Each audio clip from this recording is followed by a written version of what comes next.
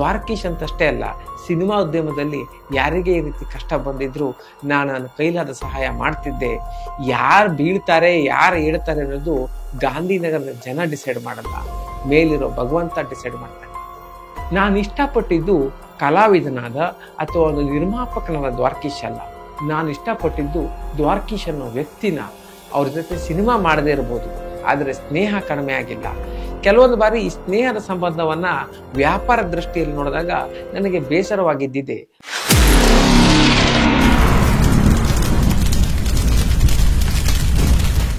ಎಲ್ಲರಿಗೂ ನಮಸ್ಕಾರ. ಕನ್ನಡ ಮಾಣಿಕ್ಯ ಯೂಟ್ಯೂಬ್ ಚಾನಲ್ಗೆ ಸ್ವಾಗತ.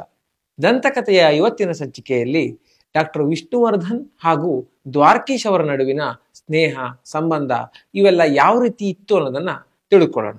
ಸ್ನೇಹಿತರೆ, ಈ ಸಂಚಿಕೆಯಲ್ಲಿ ಹೇಳ್ತಿರುವಂತಹ ವಿಷಯಗಳನ್ನು ಸದಾಶಿವ ಶೆಣೈ ಅವರು ಬರೆದಿರುವಂತಹ ಮುಗಿಯದಿರಲಿ ಬಂಧನ ಎಂಬ ಪುಸ್ತಕದಿಂದ ಆಯ್ದುಕೊಳ್ಳಲಾಗಿದೆ.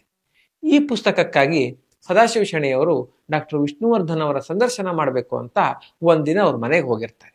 ಆಗ ವಿಷ್ಣುವರ್ಧನ್ ಅವರು ಡೈಲಿ ನ್ಯೂಸ್ ಪೇಪರ್ ಓದ್ತಿರ್ತಾರೆ. ಅಲ್ಲಿ ಕಾಬೂಲ್ ಮೇಲೆ ಮತ್ತೊಮ್ಮೆ ಬಾಂಬ್ಗಳ ಸುರಿಮಳೆ ಅಂತ ಹೆಡ್ಲೈನ್ ಇರುತ್ತೆ. ಈ ಹೆಡ್ಲೈನ್ ನೋಡಿದಂತಹ ವಿಷ್ಣುವರ್ಧನ್ ಅವರು ಸಹಜವಾಗಿ ಯುದ್ಧಗಳ ಬಗ್ಗೆ ಮಾತನಾಡಲಿಕ್ಕೆ ಆರಂಭಿಸ್ತಾರೆ. ನಮಗೆಲ್ಲ ಗೊತ್ತೇ ಇದೆ, ವಿಷ್ಣುವರ್ಧನ್ ಅವರು ಮುತ್ತಿನ ಹಾರದಂತಹ ಒಂದು ಯುದ್ಧದ ಒಂದು ಸಬ್ಜೆಕ್ಟ್ ಇರುವಂತಹ ಸಿನಿಮಾವನ್ನ ಮಾಡಿದ್ರು. ಹಾಗೇನೆ ಅದೊಂದು ದೊಡ್ಡ ಮಟ್ಟದ ಯಶಸ್ಸನ್ನ ಕಂಡಿತ್ತು ಅಂತ. ಈ ವಿಷಯ ಮಾತಾಡ್ತಾನೆ, ಈ ಯುದ್ಧಗಳ ಒಂದು ಎಫೆಕ್ಟ್ ಇದೆಯಲ್ಲ, ಅದು ಸಾಮಾನ್ಯವಾಗಿ ದಕ್ಷಿಣ ಭಾರತದವರಿಗೆ ಅಷ್ಟಾಗಲ್ಲ. ನಮ್ಮ ಜನರಿಗೆ ಈ ಯುದ್ಧದ ಪರಿಣಾಮ, ದುಷ್ಪರಿಣಾಮ, ಇದರ ಅನುಭವ ಅಷ್ಟಿರಲ್ಲ. ಉತ್ತರ ಭಾರತದವರಿಗೆ ಈ ಯುದ್ಧಗಳ ಒಂದು ಎಫೆಕ್ಟ್ ಗೊತ್ತಿರುತ್ತೆ. ಆದ್ದರಿಂದ ಸಾಮಾನ್ಯವಾಗಿ ಈ ಯುದ್ಧದ ಮೇಲೆ ಮಾಡಿರುವಂತಹ ಸಿನಿಮಾಗಳು ಉತ್ತರ ಭಾರತದಲ್ಲಿ ಹಿಟ್ ಆಗೋ ಜಾಸ್ತಿ ಅಂತ ಹೇಳ್ತಾರೆ. ಆನಂತರ ಈ ಯುದ್ಧ ಎಲ್ಲ ಪ್ರಕೃತಿಯ ನಿಯಮ, ಭಗವಂತನೇ ಎಲ್ಲದಕ್ಕೂ ಕಾರಣ. ಎಲ್ಲಿ ಈಗೋ ಇರುತ್ತೋ ಅಲ್ಲಿ ಗಾಡ್ ಇರಲ್ಲ. ಎಲ್ಲಿ ಈಗೋ ಇರುತ್ತೋ ಅಲ್ಲಿ ಈ ರೀತಿ ಯುದ್ಧ ಕಲಹಗಳು ನಡೀತಾ ಇರುತ್ತವೆ ಅಂತ ಹೇಳ್ತಾರೆ. ಆಮೇಲೆ ನನ್ನ ವೃತ್ತಿ ಜೀವನದಲ್ಲೂ ಸಹ ಕೆಲವೊಂದು ಈ ರೀತಿಯ ಘಟನೆಗಳು ನಡೆದಿವೆ. ಕೆಲವೊಬ್ಬರಿಗೆ ನಾನು ಈಗೋ ತೋರಿಸಿದ್ದೇನೆ, ಇನ್ನು ಕೆಲವೊಬ್ಬರು ನನಗೆ ಈಗೋ ತೋರಿಸಿದ್ದಾರೆ. ಸಂಬಂಧಗಳು ಕ್ಷಣಗಳಲ್ಲಿ ಹುಟ್ಟಿದ್ದನ್ನು ನೋಡಿದ್ದೀನಿ, ಅದೇ ಸಂಬಂಧಗಳು ಕ್ಷಣ ಮಾತ್ರದಲ್ಲಿ ಬಿದ್ದಿದ್ದನ್ನು ನೋಡಿದ್ದೀನಿ. ವಿಷ್ಣುವರ್ಧನ್ ಅವರು ಈ ರೀತಿ ಸಂಬಂಧ, ದೇವರು ಅಂತ ಡೀಪ್ ಆಗಿ ಮಾತಾಡ್ತಿದ್ದಾಗ ಸದಾಶಿವ ಶೆಣೈ ಅವರು, ಹಾಗಾದ್ರೆ ನಿಮ್ಮ ಮತ್ತೆ ದ್ವಾರಕೀಶ್ ಅವರ ನಡುವಿನ ಸ್ನೇಹ, ವೈರತ್ವ ಇದೆಲ್ಲ ಹೇಗಾಯ್ತು ಅಂತ ಕೇಳ್ತಾರೆ. ನಾನು ಮತ್ತೆ ದ್ವಾರಕೀಶ್ ಒಂದು ಒಳ್ಳೆಯ ಸ್ನೇಹಿತರಾಗಿದ್ವಿ ಅನ್ನೋದು ನಿಜ. ನಾನು ದ್ವಾರಕೀಶ್ ಅವರ ಮನೆಯಲ್ಲಿ ತುಂಬಾ ಬಾರಿ ಊಟ ಮಾಡಿದ್ದೇನೆ, ಅವರ ಮನೆಯಲ್ಲಿ ತುಂಬಾ ಸಮಯ ಕಳೆದಿದ್ದೇನೆ. ಅದೇ ರೀತಿ ದ್ವಾರಕೀಶ್ ಅವರು ಕೂಡ ನಮ್ಮ ಮನೆಯಲ್ಲಿ ಎಷ್ಟೋ ದಿನಗಳನ್ನ ಕಳೆದಿದ್ದಾರೆ. ಅದಷ್ಟೇ ಅಲ್ಲ, ನಾನಿಲ್ಲಿ ಕೆಲವೊಂದು ದುಷ್ಟರ ಕಿರುಕುಳಗಳನ್ನ ತಾಳ್ಲಿಕ್ಕಾಗದೆ ಮದ್ರಾಸ್ಗೆ ಶಿಫ್ಟ್ ಆದಾಗ ದ್ವಾರಕೀಶ್ ಅವರು ಕೂಡ ಮದ್ರಾಸ್ಗೆ ಬಂದು ನೆಲೆಸಿ ನನಗೆ ಒಂದು ಸಪೋರ್ಟ್ ಕೊಟ್ಟಿದ್ರು. ಈ ಎಲ್ಲ ವಿಷಯಗಳನ್ನ ನೆನಪು ಮಾಡಿಕೊಂಡ್ರೆ ನಾನು ದ್ವಾರಕೀಶ್ ಒಂದು ಒಳ್ಳೆಯ ಸ್ನೇಹಿತರು ಅನ್ನೋದರಲ್ಲಿ ಡೌಟೇ ಇಲ್ಲ. ನಾನು ಇಷ್ಟಪಟ್ಟಿದ್ದು ಕಲಾವಿದನಾದ ಅಥವಾ ಒಂದು ನಿರ್ಮಾಪಕನಾದ ದ್ವಾರಕೀಶ್ ಅಲ್ಲ.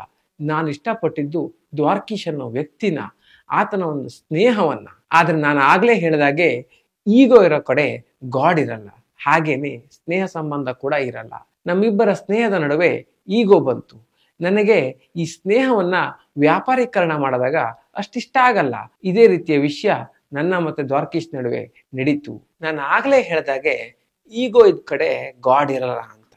ಅದೇ ರೀತಿ ನನ್ನ ಮತ್ತೆ ದ್ವಾರಕೀಶ್ ಸಂಬಂಧದ ನಡುವೆ ಈಗೋ ಬಂತು. ಈ ಈಗೋದಿಂದ ಒಂದು ಸ್ನೇಹ ಸಂಬಂಧ ಹಾಳಾಯ್ತು. ಹಾಗಂತ ನಾನು ದ್ವಾರಕೀಶಿಂದ ಲಾಭ ಪಡೆದೇ ಇಲ್ಲ ಅಂತ ಹೇಳಲ್ಲ. ನಾನು ಕೆರಿಯರ್ ಆರಂಭ ಮಾಡಿದಾಗ ದ್ವಾರಕೀಶ್ ಅವ್ರ ಜೊತೆ ತುಂಬಾ ಚಿತ್ರಗಳನ್ನು ಮಾಡಿದ್ದೀನಿ, ಅದರಿಂದ ನನಗೆ ಒಳ್ಳೇದಾಗಿದ್ದು ಇದೆ. ಆದ್ರೆ ನಂತರ ನಾನು ದ್ವಾರಕೀಶ್ ಇನ್ನೂ ಸಿನಿಮಾ ಮಾಡ್ಬೋದಿತ್ತು, ಹೀಗೆ ಮಾಡಿದ್ರಿಂದ ನನ್ನ ಅಭಿವೃದ್ಧಿ ಕುಂಠಿತ ಆಯ್ತು, ದ್ವಾರಕೀಶ್ಗೂ ನಷ್ಟ ಆಯ್ತು ಅಂತ ದ್ವಾರಕೀಶ್ ಸಹಿತನೇ ತುಂಬಾ ಮಂದಿ ಹೇಳಕ್ ಆರಂಭ ಮಾಡಿದ್ರು. ಯಾರು ಬೀಳ್ತಾರೆ ಯಾರು ಏಳ್ತಾರೆ ಅನ್ನೋದು ಗಾಂಧಿನಗರದ ಜನ ಡಿಸೈಡ್ ಮಾಡಲ್ಲ, ಮೇಲಿರೋ ಭಗವಂತ ಡಿಸೈಡ್ ಮಾಡ್ತಾನೆ. ನನ್ನ ಮೊದಲನೇ ಸಿನಿಮಾನೇ ರಾಷ್ಟ್ರ ಮಟ್ಟದಲ್ಲಿ ಖ್ಯಾತಿ ಪಡೆಯುತ್ತೆ, ಅಷ್ಟು ದೊಡ್ಡ ಹಿಟ್ ಆಗುತ್ತೆ ಅಂತ ಯಾರು ಎಣಿಸಿದ್ರು.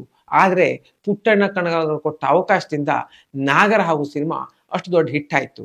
ಹಾಗೇನೆ ನಾಗರಹಾವು ಸಿನಿಮಾದ ನಂತರ ಪುಟ್ಟಣ್ಣ ಅವ್ರ ಜೊತೆ ನನಗೆ ಸಿನಿಮಾ ಮಾಡೋಕ್ಕಾಗಿಲ್ಲ. ನಾನು ಅದಕ್ಕೆ ದೊಡ್ಡ ಮಟ್ಟದ ಪ್ರಯತ್ನ ಕೂಡ ಮಾಡಿಲ್ಲ. ಅದೇ ರೀತಿ ಅವಕಾಶನೂ ಸಿಕ್ಕಿಲ್ಲ. ಆದರೆ ನಾನು ಇನ್ನೊಂದು ಸಿನಿಮಾ ಪುಟ್ಟಣ್ಣ ಅವ್ರ ಜೊತೆ ಮಾಡಿದ್ರೆ ಅದು ನಾಗರಹಾವು ಮಟ್ಟದಲ್ಲೇ ಹಿಟ್ ಆಗ್ತಿದ್ದು ಅಂತ ಯಾವ ಗ್ಯಾರಂಟಿ?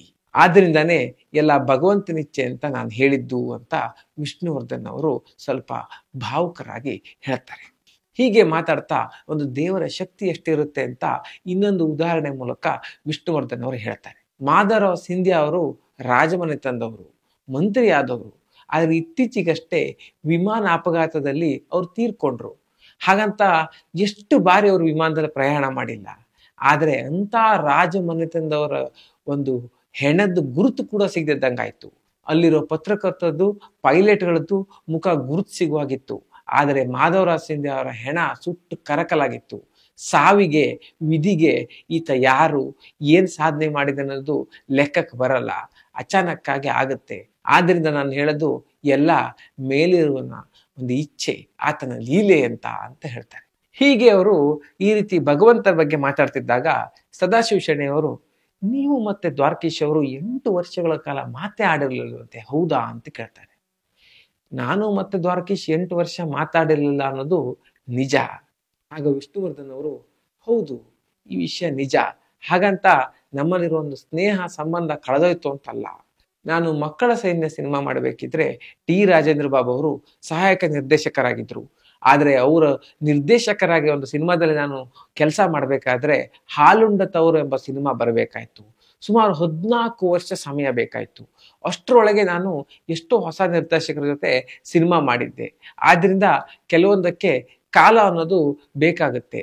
ಹೀಗಾಗಿ 8 ವರ್ಷ ನಾವು ಮಾತಾಡ್ಲಿಲ್ಲ ಅನ್ನೋದು ನಮ್ಮ ಸ್ನೇಹ ಸಂಬಂಧ ಕಡದೆ ಹೋಯ್ತು ಅಂತಲ್ಲ ಅಂತ ಹೇಳ್ತಾರೆ.